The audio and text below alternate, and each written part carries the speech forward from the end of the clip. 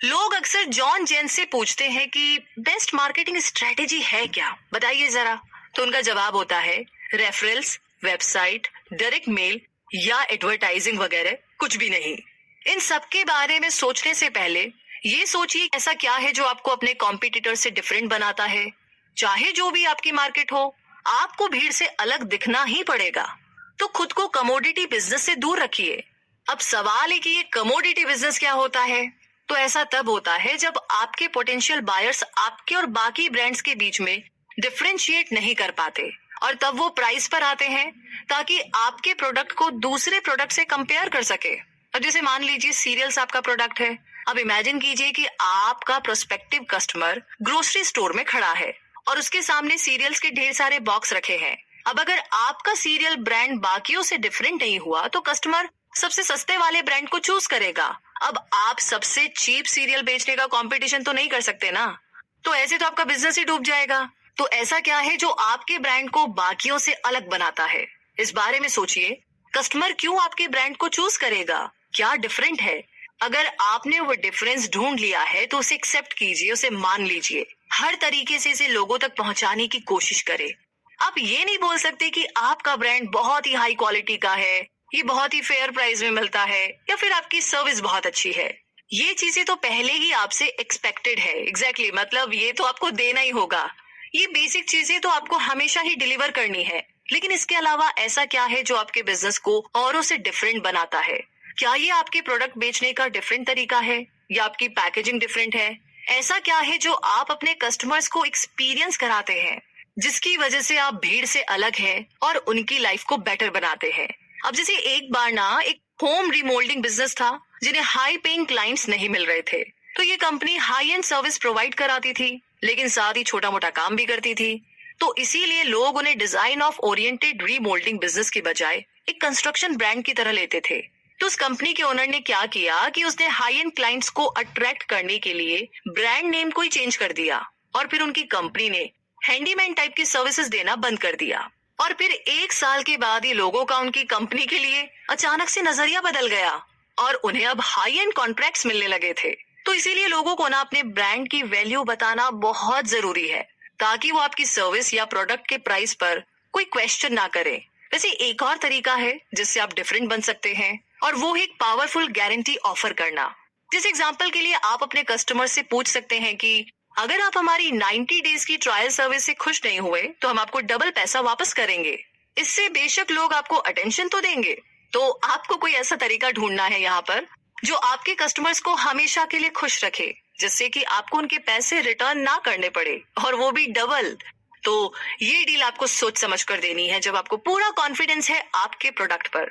ठीक है, तो आगे बढ़ते हैं इसी के साथ और जानते हैं wake up the senses with an image to match your message. जी हाँ, जब आपको पता होगा कि क्या चीज आपको अपने कॉम्पिटिटर से डिफरेंट बनाती है, तो फिर आप इजीली अपने ब्रांड की एक आइडेंटिटी को क्रिएट कर सकते हैं। अपनी आइडेंटिटी की क्लियर पिक्चर आपके माइंड में होनी चाहिए। इसके लिए आपको किसी इमेज कंसल्टेंट की जरूरत नहीं है। ऐसी बहुत सी चीजें हैं जिनसे आप अपने स्मॉल बिजनेस की भी एक आइडेंटिटी क्रिएट कर सकते हैं। फर्स्ट इंप्रेशन बहुत ही पावरफुल होता है। आपके ब्रांड का फर्स्ट इंप्रेशन मार्केट में स्टिक हो जाएगा। इसीलिए डीपली सोचिए कि क्या करना है, क्योंकि लोगों के सामने आपका ब्रांड एकदम नया है, तो इसे ऐसा दिखना चाहिए कि ये अपीलिंग लगे। जो दिखता है उसी के बेस पर लोग आपको जज करेंगे। अपनी आइडेंटिटी क्रिएट करने के लिए आप क्या एलिमेंट्स यूज करेंगे, इनमें ब्रांड का लोगो और नाम मेजर फैक्टर होते हैं।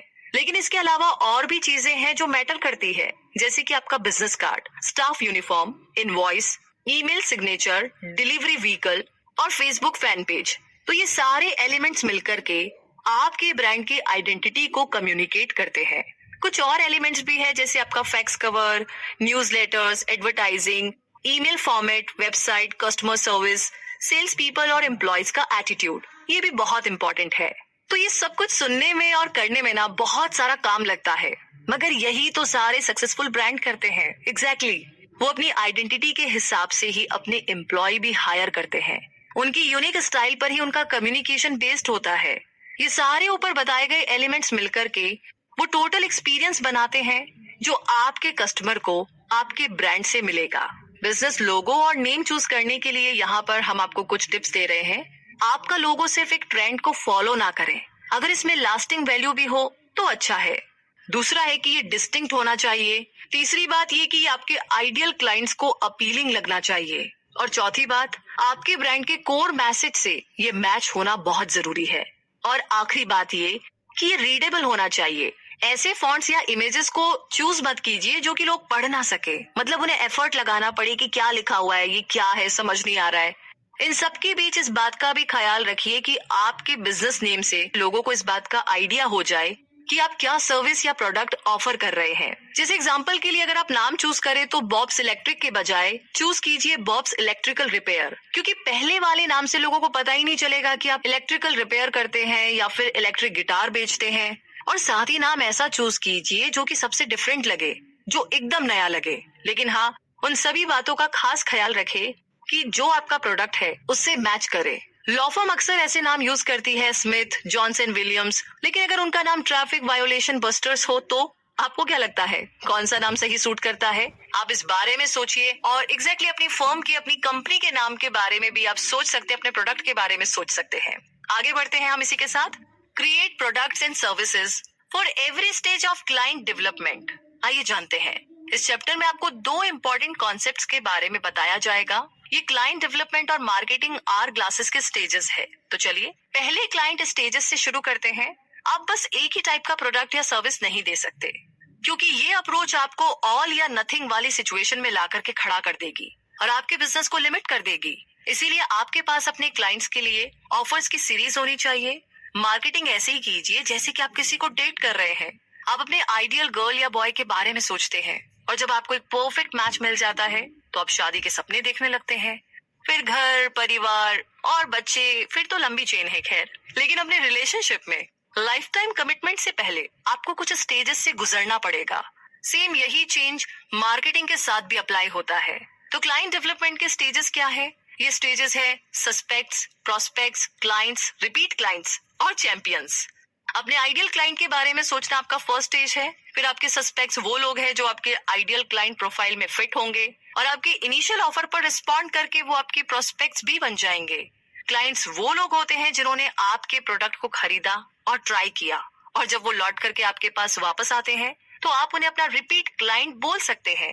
और फाइनली चैंपियंस वो होते हैं जो ज्यादा से ज्यादा आपके एक्सपेंसिव लेकिन वैल्यूएबल प्रोडक्ट्स को खरीदेंगे। और सबसे इंपॉर्टेंट बात है कि ये चैंपियंस आपका बिजनेस बाकी लोगों को भी रेफर करेंगे। जी हाँ, आप अपनी मार्केटिंग स्ट्रेटेजी का यूज लोगों को सस्पेक्ट स्टेज से चैंपियंस स्टेज तक लाने में करेंगे। इस प्रोसेस में आप अपने क्लाइंट्स और बिजनेस रिलेशनशिप में ट्रस्ट और लॉयल्टी बिल्ड करेंगे। तो आप ये ट्रस्ट कैसे बिल्ड करेंगे? जाहिर है कि आप ये ट्रस्ट अपने हाई क्वालिटी प्रोडक्ट्स या सर्विस देकर के बिल्ड करेंगे। और ये चीज हमें मार्केटिंग आवर ग्लास के कॉन्सेप्ट पर लेकर आती है। क्या आप मार्केटिंग फनल से फेमिलियर है? अपने माइंड में किचन फनल की पिक्चर को ट्राई कीजिए, सोचिए। मार्केटिंग फनल का आइडिया है कि लोगों को हाई प्राइस में आपके ज्यादा वैल्यूएबल ऑफर के बारे में गाइड किया जाए। इसके डीपेस्ट लेवल पर आपके हाई एंड क्लाइंट होते हैं जो आपके प्रीमियम ऑफर्स के लिए सब्सक्राइब करेंगे। मार्केटिंग फनल यहाँ पर खत्म होती है। अब एक आर ग्लास को इमेजिन कीजिए। मार्केटिंग आवर ग्लास में प्रोसेस चलता रहता है। आपके करंट एग्जिस्टिंग क्लाइंट्स आपका बिजनेस अपनी जान पहचान के लोगों को रेफर करेंगे और वो रेफरल्स आपके सस्पेक्ट्स बनेंगे और फिर यही प्रोसेस चलता रहेगा। Marketing hourglass approach use करके आप वाकई में अपने बिजनेस को एक्सपैंड कर सकते हैं। आपके पास चैंपियंस है जो आपके प्रीमियम प्रोडक्ट्स खरीदते रहेंगे और ज्यादा से ज्यादा पोटेंशियल बायर्स को भी आपका रेफरेंस देते रहेंगे। तो यही डक्ट टेप मार्केटिंग का निचोड़ है कि आप लोगों को इस तरीके से अप्रोच करें कि पहले आप उन्हें इतनी वैल्यू दे कि वो आपको जानने लगे, फिर पसंद करने लगे और फाइनली आप पर ट्रस्ट करने लगे, विश्वास करने लगे। अगर ऐसा हो जाएगा तो वो आपकी चीजें पहले ट्राई करेंगे, फिर उन्हें खरीदेंगे, फिर बार बार खरीदेंगे और फाइनली वो आपके प्रोडक्ट को अपने दोस्तों को भी, अपने रिलेटिव्स को भी खरीदने के लिए बोलेंगे, यानी कि प्रमोट करेंगे। तो कहने का मतलब ये है कि इस कॉन्सेप्ट के थ्रू ट्राई, बाय और रिपीट और रेफर, ये सब चीजें काम करती है। और अब आगे बढ़ते हैं और जानते हैं produce marketing content that educates. जी हाँ, आज लोग किसी भी प्रॉब्लम या क्वेश्चन का आंसर गूगल में सर्च करते हैं। किसी को भी अगर किसी कंपनी, प्रोडक्ट या सर्विस के बारे में जानना है तो बस उसे ऑनलाइन सर्च कर लीजिए। इसीलिए आपके लिए कंटेंट प्रोड्यूस करना बहुत इंपॉर्टेंट है। अगर आप लोगों को गूगल पर नहीं मिलते तो समझ लीजिए आपका स्मॉल बिजनेस डूब गया। इसीलिए कंटेंट प्रोडक्शन आपकी मार्केटिंग स्ट्रेटेजी का एक पार्ट होना चाहिए। आपका कंटेंट दो इम्पोर्टेंट चीजों पर फोकस करना चाहिए, जो है लोगों का ट्रस्ट बिल्ड करना और उनको अपने बिजनेस के बारे में एजुकेट करना। जो कंटेंट आप यूज कर सकते हैं उनके एग्जाम्पल है blogs, social media, reviews, e books और सेमिनार्स। जैसे कि आप अपना ढेर सारा प्यार हमें देते हैं गूगल प्ले में रिव्यूज दे करके, उसके लिए थैंक यू सो मच। अब आगे बढ़ते हैं। सबसे पहले तो आपको ना अपना बिजनेस ब्लॉग क्रिएट करना पड़ेगा, क्योंकि इसकी हेल्प से आप और ज्यादा कंटेंट प्रोड्यूस करके उन्हें इजीली शेयर कर पाएंगे। आपके blog content articles, workshops, materials या फिर ई बुक्स के तौर पर भी अडॉप्ट हो सकती है। अगली चीज जो आपके कंटेंट में होगी वो है सोशल मीडिया। इसमें से ज्यादातर फ्री होता है, तो आप इस अपॉर्चुनिटी को यूज कर सकते हैं। फेसबुक और लिंक्डइन जैसी वेबसाइट्स पर अपना प्रोफाइल क्रिएट करें। साथ ही कुछ मैगजीन साइट्स जैसे कि इंक, बिजनेस वीक और एंटरप्रेन्योर भी आप ज्वाइन कर ले।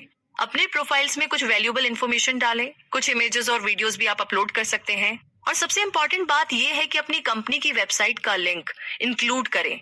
साथ ही कुछ रिव्यू साइट्स भी ज्वाइन कर ले, जैसे कि येल्प, सिटी सर्च या फिर मर्चेंट सर्कल। यूजर्स इन साइट्स में अपने कमेंट्स और रेटिंग्स को शेयर करते हैं। अब लोग आपके बिजनेस के बारे में क्या कमेंट देंगे ये तो आपके हाथ में नहीं है, लेकिन आप उन्हें क्लोजली मॉनिटर कर सकते हैं। गूगल इन रिव्यू साइट्स को हाईलाइट करता है, इसीलिए कस्टमर्स का पॉजिटिव फीडबैक बहुत जरूरी है। एक ई बुक क्रिएट करने का एडवांटेज ये है कि आप इसमें बहुत सी इंफॉर्मेशन को इंक्लूड कर सकते हैं। आप उस बारे में लिख सकते हैं जो आपकी कंपनी को डिफरेंट बनाती है और जो आपकी सक्सेस का सीक्रेट है। अपनी इमेजिनेशन को यूज कीजिए। एक और कंटेंट जो आप प्रोड्यूस कर सकते हैं वो है सेमिनार्स। जी हाँ, ये ऑनलाइन भी हो सकता है और ऑफलाइन भी। एक 45 मिनट्स का सेशन काफी होगा अपनी वैल्यूएबल इंफॉर्मेशन देने के लिए।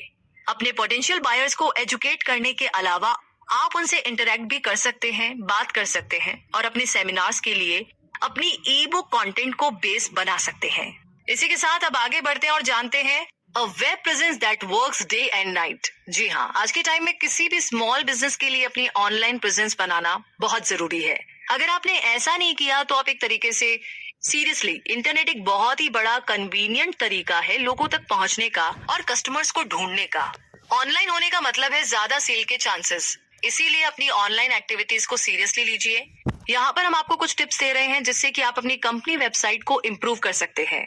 आपकी वेबसाइट की डिजाइनिंग अट्रैक्टिव होनी जरूरी है, लेकिन उससे भी ज्यादा इम्पोर्टेंट ये है कि इसमें गुड क्वालिटी ऑफ कंटेंट होना चाहिए। जो भी टर्म्स आप यूज करें सिंपल होने चाहिए, मतलब ज्यादा टेक्निकल ना हो।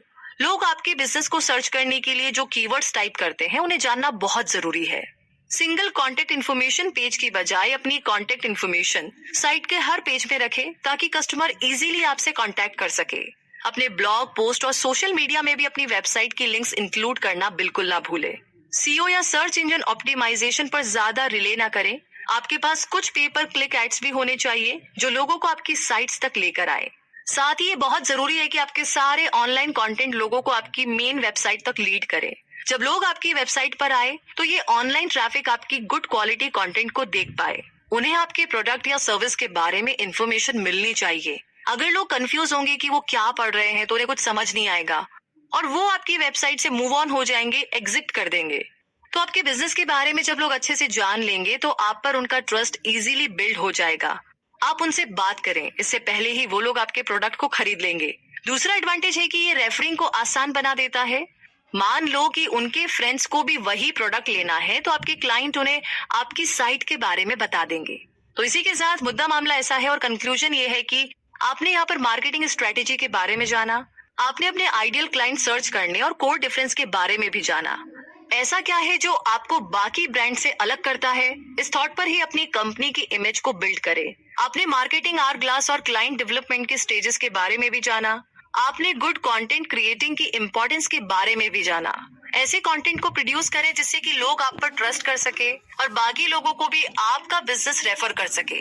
कस्टमर आपसे 3 स्टेज में इंटरैक्ट करता है, बात करता है, कम्युनिकेट करता है। सबसे पहले वो आपको जानता है, फिर वो आपको लाइक करता है और फाइनली वो आप पर ट्रस्ट करता है। और जब ये सब कुछ होता है तो पहले वो आपका प्रोडक्ट ट्राई करेगा और फिर आपके बाकी नए प्रोडक्ट्स को भी खरीदता रहेगा और फिर फाइनली वो आपके लिए मार्केटिंग भी करेगा, जैसे अपने दोस्तों